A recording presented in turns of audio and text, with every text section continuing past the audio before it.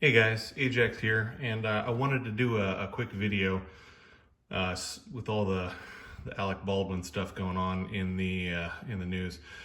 I really don't think he pulled the trigger on it, and I know it's going to be unpopular opinion, and he shouldn't have been pointed at her and yada yada. But this is the exact same gun, well, with two differences. This is the black powder version that has the a slightly different hammer, and it has a different cylinder. And this one was being converted over for prop use to be a 45 caliber Space Marine Firefly fanfic thing. But the core of the action is the exact same. Has the same internals. The parts will actually interchange with the model that he used. It had the same barrel length, same everything. And this one failed in the same way that he's claiming that his did. In fact, it presently does. If you'll notice, it's having issues where you go to cock it, and it's not staying back. Occasionally it will catch. Occasionally it won't. The issue on these is a couple of fold, and I'm going to take it apart and actually show you the components. There's a flat spring in here that the original metallurgy is very poor quality. I switched this one out to a colt spring at one point, but when you do a lot of handling drills with the same gun on these flat spring colt clones, they have fatigue, and the springs will begin to fail. And when the springs fail, it takes the spring pressure off of the trigger. It takes that can also occur from the screw coming slightly loose, and then the actual sear surfaces on these, on the Italian ones, the early Italian ones, which are the same era that Baldwin's gun is, are not as strong as they should be. So they wind up having a combination of weak trigger spring pressure and poor sear engagement. Things that could be fixed by an armor, but honestly, until you've done the handling, like a lot of the times you'll get the gun and you won't realize that it's had a failure, because it won't be this dramatic at first. It'll sneak up on you.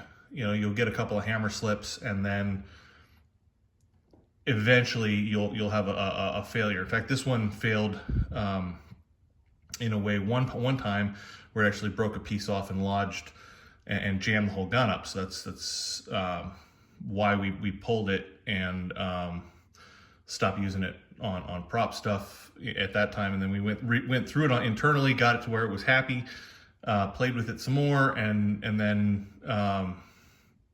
it got tagged for doing the space Marine thing, and then that fell through, so we stopped work on it. I need to actually finish that up because it's a really cool idea. But anyway, let me take this apart and show you what's actually the problems. Hold on. Okay, well, this really illustrates it. If you'll see, there's a flat spring right here, and one of them operates the arm and one of them operates the trigger. That it's supposed to have a little feet that goes out and sits right here on front of this trigger. So this one we played with till it actually broke, and that's not the original spring that was in it. That's a replacement one that we put in out of a Colt. So unlike a Ruger, these flat springs have a finite service life, and any amount of quick draw, the harder you are on them, the lower the time is that you're going to have them. So there's a couple of ways that this can fail. If you look, you'll see that the screw head can sit below flush. So it's possible that just in the course of firing, these can work their way out. That screw head is I'm gonna fix that. That's bothering me. I'm gonna polish it out. But yeah, it can back out. That'll loosen it up. It can have a curvature to it and be clamped down too tightly in theory. It's supposed to sit flat, but sometimes people will have the wrong bend on the springs, and they'll think they've snugged them up, and they won't have snugged them up all the way. Most of the time, nobody services it down this far. It's very uncommon to have an armorer take the guns all the way apart. Usually, if anything, they'll pull the grips off, and if it isn't actively malfunctioning, it's going to be just cleaned and cleaned, oiled, and put back. It's just a matter of time. I'm going to pull it down a little bit farther, but I just wanted to show that this one's broken, right? So if that arm of the flat spring wears, and it's no longer putting force on the hammer or on the trigger, you know, that's what causes that to catch, to have any engagement at all with the hammer, right? So with no force there, or limited force there, or even if you don't have it all the way, you then get a slippy situation. And it's supposed to catch on half cock, but on this gun, if you'll see how tight that moves, it's hard to really illustrate it, but it's a very stiff fit on that screw. That can be polished out, but this is how they come from the factory. There's no modifications to this other than that flat spring. I may have fixed the sear surface at one point because it is fairly soft. I'm going to pull it apart and look at it a little further, but that's how they fit in these guns a lot of the time. And I'd be willing to bet that on Baldwin's gun you're going to see something pretty similar. Yeah, let me take it down a little further. All right, we've got her apart. Now let me show you guys something, a couple of things. Here's the flat spring where you can see the fatigue break on the arm. I was actually unaware that this was broken, but it's been in storage for a while. I remember it was having intermittent failures before, and there you go. That's why it's presently not in service. But if you look at the sear, this is the surface, the flat part, where the spring acts on the trigger, right? And that pulls this back to engage this sear surface on this with the trigger here, or with the hammer here, sorry, right? Everything else is basically, if there's no force pushing this back to engage in this, you see how tenuous that engagement is. And you saw how tight this was. So if this sits even just the tiniest bit off, or this gets rounded, or, you know, I'll show you in a second that there's other issues, because this metal, these Italian guns are fairly soft on the early ones. They didn't really figure the metallurgy out until a little bit later on. And you can see that on like some of the wear components. Like that poor girl right there. Look at that. This isn't related to it slipping. This is the stop for the cylinder that prevents it from rotating. So not immediately relevant, but if you look at how some of these surfaces are wearing, you can see, you can tell it's softer than it should be. Really evident place on this, it's actually material to this. You see this? See how that point sticking out there? That is the safety sear, or the safety notch, I believe. Yeah, well, this would be half cock, and that's a safety.